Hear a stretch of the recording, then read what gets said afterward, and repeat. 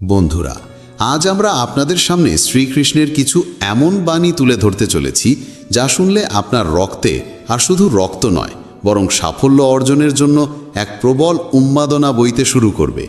এগুলি এমন কথা যেগুলি আপনাকে আপনার লক্ষ্যে পৌঁছাতে দীর্ঘ পথ পেরোতে দেবে না, বরং নিজের পরিশ্রমের জোরে অল্প সময়ে এক বিশাল সাফল্য অর্জন করতে সাহায্য করবে। চলুন জেনে নিই সেই কথাগুলি যেগুলি আমাদের ভিতর সাফল্যের প্রতি আশা ও দৃঢ়তা জাগিয়ে রাখে এবং জীবনে এক নতুন অধ্যায়ের সূচনা ঘটায়। শ্রীকৃষ্ণ বলেন, অতীতের ক্ষত ঠিক যেমন গভীর হয় তেমনই সময়ের সাথে তা শুকিয়ে গেলেও তার চিহ্ন থেকে যায়। সেই চিহ্নকে দেখে আমরা হয় শিক্ষা নিতে পারি যেন সেই ভুল আর না হয়, নয়তো আবার সেই একই ভুল করে আরও গভীর আঘাত পেতে পারি।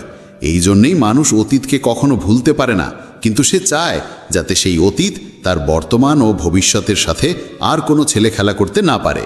যদি অতীতের সাথে কিছু ভালো স্মৃতি জড়িয়ে থাকে, মানুষ তা ভুলতে চায় না, বরং সেই মুহূর্তগুলো আবার ফিরে পেতে চায়। আর যদি কিছু খারাপ স্মৃতি থাকে তাহলে তা ভুলে যেতে চায়। কিন্তু খারাপ স্মৃতি ভুলে যেতে চাইলে মনকে ইতিবাচক করা সবচেয়ে জরুরি, কারণ মানুষ তার ভাবনার দ্বারাই শক্তিশালী হয়ে ওঠে। শ্রীকৃষ্ণ বলেন, একাগ্রতা নিয়ে কাজ করুন। আপনাকে জলের মতো অনবরত প্রবাহিত হতে হবে। যতই বাধা আসুক তার সাথে ধাক্কা খেয়ে তার উপর দিয়ে বয়ে যেতে হবে। এটাই জগতের নিয়ম।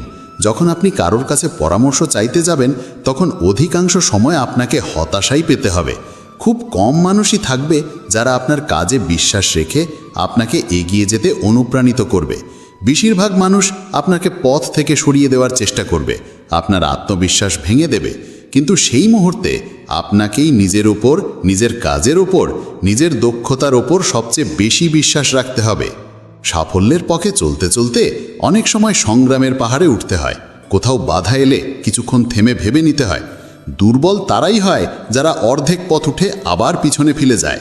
কখনোই স্থির জলের দিকে তাকিয়ে ভাববেন না যে তার আর কখনো প্রবাহিত হবে না। তার সময় এলে সে ঝড়ের মতো গতিতে বয়ে চলে যায়। তেমনি যখন আপনার সাহস হারিয়ে যেতে থাকে তখন কিছুক্ষণ থেমে নিজের মনকে বোঝান, চিন্তা করুন, নিজের বুদ্ধি খাটিয়ে আবার এগিয়ে যান। এই সময় আপনার সংকল্প শক্তি আপনার সবচেয়ে বড় সঙ্গী হয়ে উঠবে। সাফল্য আপনার কাছে আসবেই, যদিও দেরিতে আসবে, কিন্তু নিশ্চিত আসবে। শুধু নিজের ওপর বিশ্বাস রাখতে হবে।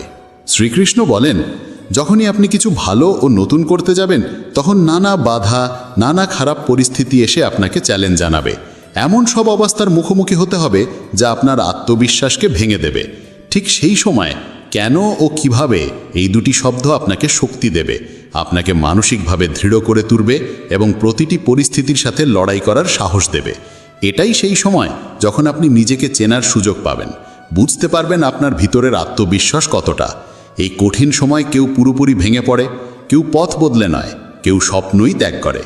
কিন্তু যে ব্যক্তি সমস্ত কষ্ট বাধা পেরিয়ে সৎভাবে তার কাজ করে যায়, সে ধীরে ধীরে নিজেকে গড়তে থাকে এবং একদিন সেই কাঙ্ক্ষিত সাফল্য অর্জন করে। আমরা অনেক সময় নিজেদের ব্যর্থতার জন্য অন্যদের দোষ দিই।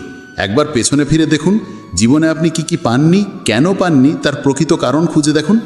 যদি আপনি অন্য কাউকে দোষ দিতে শুরু করেন তাহলে আপনি সেখানেই জড়িয়ে পড়বেন এবং দেখতে পাবেন না যে আসলে আপনার ভুল কোথায় ছিল। অতীতে যদি আপনি কাউকে নিজের দায়িত্ব দিয়ে দিয়েছেন তাহলে তারও কোনো না কোনো কারণ ছিল। যখন এই কথা আপনার কাছে স্পষ্ট হবে তখনই নিজের দায়িত্ব নিজে কাঁধে নেওয়া শুরু করুন। আপনি যা করছেন তার দায় যদি আপনি না নেন তাহলে ফল কখনো আপনার ইচ্ছামতো হবে না এবং আপনি চিরকাল অসন্তুষ্ট থাকবেন। আপনি যেভাবে জীবন কাটান, যেমনটা কাটান, তা আপনারই তৈরি। একে খারাপ বা ভালো করাটা সম্পূর্ণ আপনার হাতে। যদি আপনার চেয়ে অন্য কারো তুলনায় দেরিতে সাফল্য আসে তাহলে হতাশ হবেন না, পরিশ্রম চালিয়ে যান। যেদিন সাফল্য আসবে সেদিন তা এত বেশি হবে, এত দীর্ঘায়ী হবে যে ভবিষ্যতের প্রজন্মের কাছেও তা কম পড়বে না, বরং দুনিয়া আপনার সেই পরিশ্রমকে মনে রাখবে। সাধারণত যেসব জিনিস খুব সহজে পাওয়া যায় তা তত দ্রুত চলে যায়, তাই ধৈর্য ধরুন, কাজ চালিয়ে যান। এক সময়ের কথা, একটি গ্রামে একটি তরুণ ছেলেকে সবাই তার অলসতা ও কাজ এড়িয়ে যাওয়ার জন্য চিনত। গ্রামের সকলে তাকে আলেসে বলে ডাকত, কারণ সে সারাদিন একটা গাছের নিচে পড়ে থাকত আর শুয়ে শুয়েই নিজের ভবিষ্যৎ নিয়ে ভাবত, রঙিন স্বপ্ন দেখত। তার দিনগুলো কেটে যাচ্ছিল এই অলসতার মাঝেই। ঠিক সেই সময় একদিন সেই গ্রামে এক সাধু এসে পৌঁছলেন, যিনি পরবর্তী 3 দিন সেই গ্রামেই থাকার সিদ্ধান্ত নিয়েছিলেন। সারাদিন তিনি ঘুরে ঘুরে লোকেদের কাছে দান সংগ্রহ করতেন, তাদের উপদেশ দিতেন আর রাতে গ্রামের বাইরে মন্দিরে বিশ্রাম নিতেন।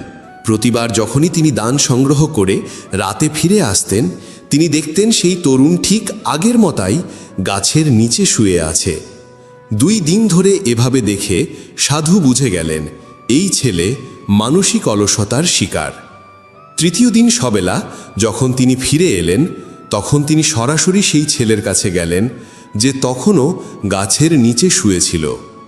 সাধু বললেন, বাবা, তোমার জন্য আমার একটা কাজ আছে। আমি চাই তুমি ওই পাহাড়ের চূড়ায় যাও আর সেখান থেকে আমার জন্য একটি পাখার পালক নিয়ে আসো। ছেলে শুয়েই মাথা ঘুরিয়ে পাহাড়ের দিকে তাকালো, চোখ তুলে চূড়ার দিকে একবার দেখল, তারপর উপহাস করে বলল, এটা অসম্ভব, আমি ওই পাহাড়ে উঠতে পারবো না, আমি তা খুব অলস। সাধু হেসে বললেন, আরে না, যে পালক আমি খুঁজছি তা পাহাড়ের চূড়ায় নেই, তা তো পাহাড়ের ওপারে এক গ্রামের মধ্যে। তবে সেখানে যেতে হলে আগে পাহাড়ে উঠতে হবে, তারপর নামতে হবে। কিন্তু মনে রেখো, এটা কোনো সাধারণ পালক নয়। এমন সুন্দর পালক তুমি আগে কখনো দেখোনি। এই পালক আলো ছড়ায়, দুতি দিয়ে ঝলমল করে। সাধুর কথা শুনে ছেলের মনে কৌতূহল জাগল। এমন পালক সে আগে কখনো কল্পনাও করেনি। এই রকম এক রোমাঞ্চকর অভিযানের কথা শুনে তার মনে এক অদ্ভুত উচ্ছ্বাসের সৃষ্টি হলো। তাই সে সাধুর চ্যালেঞ্জ গ্রহণ করল এবং পাহাড়ের দিকে রওনা হলো। কিন্তু উঠতে শুরু করতেই বুঝল এটা কত কঠিন। শরীর ক্লান্ত হতে লাগল, দম ধরে রাখা কষ্ট হলো, ঘাম ঝরছিল, কিন্তু সে থামল না।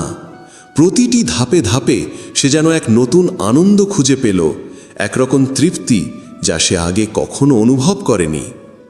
অবশেষে কঠোর পরিশ্রম আর দীর্ঘ চেষ্টার পর সে পাহাড়ের চূড়ায় পৌঁছালো। সম্পূর্ণ ক্লান্ত হলেও তার মুখে এক বিজয়ীর হাসি ছিল, যেন কোনো যুদ্ধে জিতে এসেছে। চূড়া থেকে নিচে তাকিয়ে সে এক অপরূপ দৃশ্য দেখল। কিন্তু তার প্রকৃত পরীক্ষাটি তখনও বাকি ছিল, কারণ তাকে পাহাড় থেকে নামতে হবে এবং সেই গুহাকে খুঁজে বের করতে হবে যেখানে পালক থাকার কথা বলা হয়েছিল। নামা ছিল আরও কঠিন, কারণ ঢালটা খুবই খাড়া ছিল। উঠতে গিয়ে সে একাধিকবার হোঁচট খেয়েছে, পিছলে পড়েছে, আর সেই স্মৃতি তখনও তার মনে ছিল। ভয় ছিলই, কিন্তু সাধুকে দেওয়া প্রতিশ্রুতির কারণে সে থামেনি, এগিয়ে চলল। বহু অনুসন্ধান আর পরিশ্রমের পর অবশেষে সে সেই গুহায় পৌঁছালো। দেখতে পেল ঠিক মাঝখানে একটা পালক রাখা, যেটা উপরের বড় ছিদ্র দিয়ে আসা আলোতে ঝলমল করছিল। সে পালকটা হাতে নিল আর তাকিয়েই রইল তার সৌন্দর্যের দিকে। অনেকক্ষণ ধরে সে সেই পালকের সৌন্দর্য উপভোগ করছিল। হঠাৎ মনে পড়ল তাকে তো ফিরে যেতে হবে। নিজের দিকে তাকিয়ে সে দেখল সে ক্লান্ত, অবসন্ন। তার মনে উদ্বেগ জাগল। সে ভাবল, আমি আবার পাহাড়ে কিভাবে উঠব? আমি কিভাবে পালক সাধুর কাছে পৌঁছে দেব? এক মুহূর্তের জন্য সে হাল ছেড়ে দেওয়ার কথা ভাবল, কিন্তু সঙ্গে সঙ্গে মনে পড়ল চূড়ায় পৌঁছে সে যে আনন্দ আর গর্ব অনুভব করেছিল তার কথা। তখনই সে বুঝে গেল তার মধ্যে এই যাত্রাকে আবার পূর্ণ করার শক্তি আছে। সে আবার উঠে দাঁড়ালো। পেশিতে ব্যথা, পায়ে কাঁপুনি, শ্বাস টানছে কষ্ট করে, তবুও সে থামল না। বারবার পড়ে যাচ্ছিল, কিন্তু আবার উঠে দাঁড়াচ্ছিল। নিজের মনকে উৎসাহ দিয়ে সে এগিয়ে যেতে থাকল। দীর্ঘ সময় পরিশ্রম করার পর যখন সে সাধুর কাছে পৌঁছালো এবং পালকটা তার হাতে তুলে দিল, তখন তার চোখে মুখে যে আনন্দ, যে প্রশান্তি ছিল, তার কোনো তুলনাই ছিল না। সাধু মৃদু হেসে বললেন, অসাধারণ বাছা, আজ তুমি জীবনের সবচেয়ে বড় পাঠ শিখেছ। আলেশেমি বলে কিছু নেই। আলেশেমি আসলে এক চ্যালেঞ্জ, এক বাধা, যেটাকে তোমাকে অতিক্রম করতেই হবে। আর তার জন্য তোমাকে প্রথম পদক্ষেপ নিতে হবে, তোমার লক্ষ্যের দিকে রওনা দিতে হবে। যতক্ষণ না তুমি নিজের লক্ষ্য ছুঁয়ে ফেলছ, ততক্ষণ থেমে গেলে চলবে না। বারবার পড়ে গিয়েও আবার উঠে দাঁড়াতে হবে। নিজের জন্য একটা নিয়ম বানিয়ে তাতে অটল থেকে আমাদের এগিয়ে যেতে হবে, যতদিন না আমরা আমাদের গন্তব্যে পৌঁছাই। সফলতা একদিন নিশ্চয়ই আসবে। বন্ধুরা, আজ এই পর্যন্তই। আবার দেখা হবে পরের ভিডিওতে। ভালো থাকবেন। জয় শ্রীকৃষ্ণ।